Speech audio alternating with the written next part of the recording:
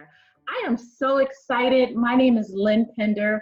I'm the Chief Visionary Officer for Christian Authors on Tour. This panel discussion is called Writing as a Tool for Christian Ministry. As Christian authors, we have a call on our lives to write for more than entertainment. The real-life testimonies, nonfiction, and the creative stories, parables, fiction we share in our books help introduce readers to biblical principles that help them lead Christ's full lives. Thank you so much for having me. My name is Tracee Lydia Garner. I've written 14 books. I write romantic and Christian suspense novels and also what's called wholesome and clean Christian fiction. Writing has been just a wonderful labor of love. My stories tackle issues around adoption and also foster care and children that have been in the foster care system and how they have overcome obstacles and learn to triumph and find love in the process, because that's always fun too. I always give my characters a lot of adversity, and writing just has been a wonderful thing that I have embraced and learned and really saved me from a time of depression in my early school years. I just have always used writing as a tool to communicate and to show how I feel, but it's also been a way for me to elevate my platform as a champion and an advocate for people with disabilities, as I also have a type of disability and use a wheelchair to get around, and I have mobility issues. So writing allowed people to see me and see what I have to offer without always judging me first by seeing the mechanical or the support and the equipment that I used. And it's always leveled the playing field in my life by using that first and getting invited places, and people would be like, oh, she's in a wheelchair. And I'd be like, yes, I'm still present and I'm still here. And so I just thank God for that opportunity. And really the mission and the idea behind it is so much bigger than just the writing. It's about the contributions that people with disabilities can make to society and to the world when they have the right supports in their lives and the right people. Good afternoon, everybody. My name is Pastor Kevin Wayne Johnson, and so glad to be with you. I have been on this writing journey now for 19 years. I have contributed to 17 books, either as a principal author or a contributing author. The initial book series that I penned in my earlier years is Give God the Glory, a series of 8 nonfiction books, and we actually earned 19 literary awards over those years. And fast forward now, I'm writing on the topic of leadership. That's really the tool that I use because that's the core of who Kevin Johnson is. My name is Sandra Thompson Williams, and I'm excited to discuss my books. I've been writing most of my life. I have published 6 books, and those books, the genre actually goes from biography to fiction and also nonfiction. And I love being able to take current events and to somehow get a discussion going where people can actually see Jesus in their everyday life. And so my latest books have really talked about people who need to be witnessed to, people who are not always part of the church that we see, but these are people who God loves just as much as anyone, and we have to find a way to engage them. And listening to the voice of the Lord, He has had me to put these ordinary people into everyday stories, but it also gives the church an opportunity to see things that they can do and say to engage people who ordinarily would not walk through a church door. And it's been such an honor over the years to have the opportunity to work with each and every one of you. I want you to talk a little bit about your favorite book and tell us a little bit why that you have selected this particular book as your favorite. Well, I'll tell you, it is so hard, Lynn, to pick a favorite child. How do you do that? They're all wonderful. It is all pleasing in his sight. How can I possibly do that? But I am from the Dulles, Virginia area, just outside of Washington, D.C., where I currently live, and I'm a Virginia native. One of my favorite books is probably my first full-length novel book. That story, Whatever May Come, is taken from the headlines. I love stories that come ripped kind of from the news and what's going on in the news. And at that time, a school teacher was trying to adopt a little girl who had become a product of the foster care system. And there were some tragic things that happened in her situation to try to adopt her, but she kept fighting. The reason why that story is so wonderful, because it was my first attempt, 14 books ago, at a full-length novel, and I just wasn't sure. I had written a novella, and I had won a contest with the novella, but that was a very short story, way shorter than what I would actually write. 40,000 words compared to Whatever May Come is now 107,000 words. And just so the sheer volume of that, God would give me so many words to write. And people would be like, well, how'd you do that? Did your brain explode? I'd be like, no, it is divine intervention. And so I'll always remember it because it was such a wonderful experience and a wonderful opportunity, and that I could do it and that I was able to do it and have since kept doing it. And I'm also on the East Coast. I am in Clarksville, Maryland, so I am halfway between our nation's capital and Baltimore. And like Tracee, I'm in love with all of the books that I'm involved with, but let me share with you what got Kevin Johnson started in writing.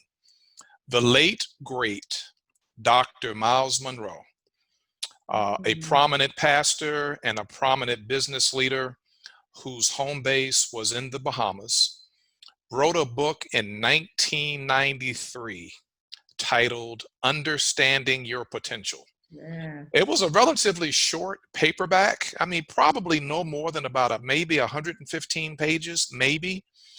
And I read that book and I was like, wow, understanding your potential. That was really the spark that lit the fire in this author to have me to go forward and write the books, all based upon giving God glory, because we have to put him first and foremost in our lives. Wonderful. Well, I also agree that it's difficult to select one book as your favorite, but when it comes to the books that I have written, there was always a different season involved. And whatever season you're in, that's when you really need the book that God has you writing. And the message in the book has a lot to do with prayer, deception, demonic activity, what we cannot see.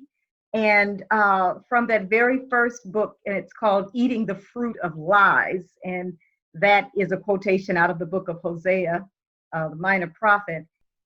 What lessons you think readers can get from your books that they can apply to their everyday lives, to situations that's going on around them in their world, in our world? Well, some of the lessons that I feel people can get from reading the books that I write, even though they are fiction, a lot of the issues that people are experiencing are what is going on in the world. There's a lot of adversity that I give my characters. There's always single women as my heroine, who also is looking for love. That's not her sole focus, but love comes along the way eventually, and she may have given up, she may have moved on. And I think that is a lesson and a thought that resonates with lots of single people. I myself am still a single woman, and so writing is also part mental health and partly a way to deal with some of the challenges that you see in society, and also just process. I used to be obsessed, and I probably still am, with missing persons. And when I was a teenager, Natalie Holloway was missing. She went on a trip to Aruba. That is another type of story that I've taken, from the headlines, a very tragic story that still hasn't ever been solved. Mhm. But when I write a story and I'm able to put my own ending on it, it's almost like I've written something that will satisfy myself and my own quest to know what in the world happened. Why is this person missing? And just think about, not get bogged down in the heartache and the things that people experience, but also to write your way out of that. So the very act of writing is mental health, but then what the characters go through is also a way for people to see themselves in the character and process the affronts and the things that assault them on a daily basis. And so that's what I think about. But then I'm helping other people see themselves in the story. And also one of the big issues, working with their faith, whether they doubt, whether they haven't been to church. My characters go to church. Some haven't been in a while. Some may be estranged. And so just really digging deeper and really, all my stories, all my characters are humans. But it's just that, even though these things are superimposed, they are still real and tangible people that I hope people see in themselves. In the initial series of books that I authored, I'm all about raising the level of awareness and also educating all of our readers, men, women, boys, and girls, about why it's important to put God first and foremost in their lives. And so with each title, there's a separate subtitle. Today, Giving God the Glory has everything to do with making sure that we put him first and foremost in our relationships. So during this pandemic, it's all about strengthening our relationships.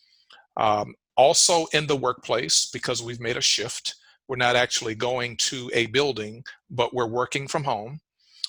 Number 3 is being the light that God has created us to be. So we're in the midst of a lot of darkness right now, but because we are the children of the Most High God, we are light. So everywhere we go, we dispel darkness.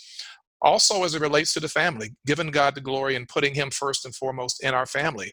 This is a great time to strengthen those family ties, reaching out by phone, having Zoom meetings, just kind of getting together and having a conversation and making sure we're all doing well. And then last but not least, during times of rest and relaxation. So even when we're at home, just relaxing on the sofa with our blanket pulled over us and the recliner going back, we can still give them some glories.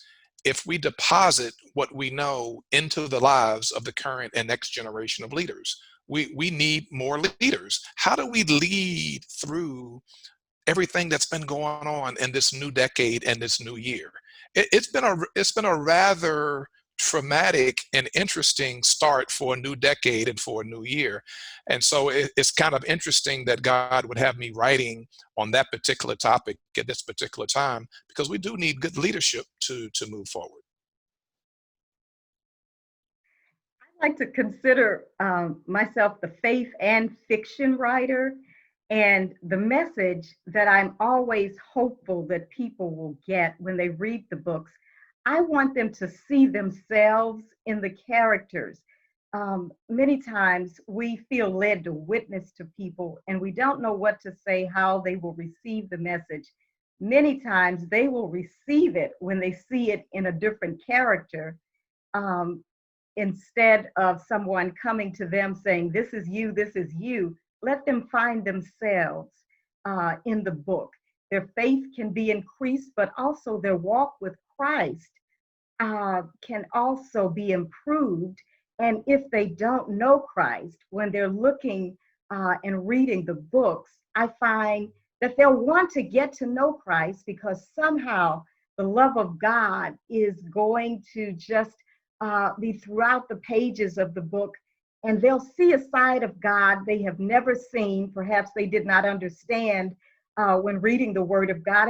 And many people will not read the Bible. I like to write, and I'm always hopeful that non-Christians will read it and get to understand that God loves them in spite of, regardless of who they are, what they've done. They can do nothing that's so bad that he cannot redeem them. And so many of the characters that I write about are characters that need to be redeemed. But instead of me pointing my finger in somebody's face, they can find themselves in I would say, a more gentle way by reading a story that they think is about someone else, but because it's still the word of God infused throughout those pages, it's going to haunt them. It's going to stay with them because the message of the gospel gets through when you write something that's for the glory of God. But I want each of you to leave some words of wisdom to someone who's watching. Always be assessing the situation, their personal and their professional life. I think even if they are having a wonderful time, there may be a spot or an area where they could do even better. They could reach back and help someone else. They could pour into someone, especially for my single people. There's always someone else that needs assistance, and you are single. There's somebody's child that needs a little more time and attention that their mother and father doesn't have to give them, or if they're in a single parent home, just that extra attention and information and whatever you can impart to them will be welcome. And the other thing is just don't ever give up. Let people put limitations on you, and don't let those infiltrate your mind. It's one thing when they put them on you and you shake them off. It's another thing when they put them on you and they slowly start to nick at you and peck at your heels and start to bother you. That means they're slowly getting into your system, and you may be slowly starting to believe or operate your life and your aspirations from a sense of fear and also a sense that God can't do it or can't fix it. And it's just little steps. I've been in my career a really long time and always feeling like, golly, you have 14 books, like why, what's happening? Striving to get out of mid-range in the middle of the list. And you don't know why or what is on the other side. Everybody thinks someone is a one-hit wonder or that they've been very successful for such a long time, and they tell you, no, not quite. So you just have to stick to it, but also just keep believing that you can be successful and that you can reach the goals that you've set out for yourself if they are in God's will. And that's the most important thing. I really like Tracee's response because she's spot on. My response, just in terms of echoing some of that, is to dream big and follow your dreams. And in doing so, you'll have to learn, you'll have to grow, and then you will prosper. But it all starts with our individual dreams, aspirations, and goals. And in order to get to the finish line, you do have to start. So don't hesitate to start. So, we are Christian communicators. This is one of many ways that we communicate through ministry, and God gives you an audience. And our job is to, again, grow, learn, and then prosper. I love what you just said about the assignment, Pastor Kevin. I believe that every individual is uniquely made and has a unique call upon their lives. Not that other people don't share some of the things that you do, but God specifically called you from your mother's womb to do something that other people cannot do. And when you find that purpose in God, then the praise of your life really goes up before God because, yes, you have found it. So when God gives us an assignment, and make no mistake about it, whoever you are, you have one. But saying yes to God, Pastor was saying, just start from somewhere. Once you say yes to God, He'll open up doors. He'll make the way. There are people who are waiting to help you to start off on this journey, whether you're a writer or whether you're something else. But whatever you do, give God praise. Thank you all so much. Thank you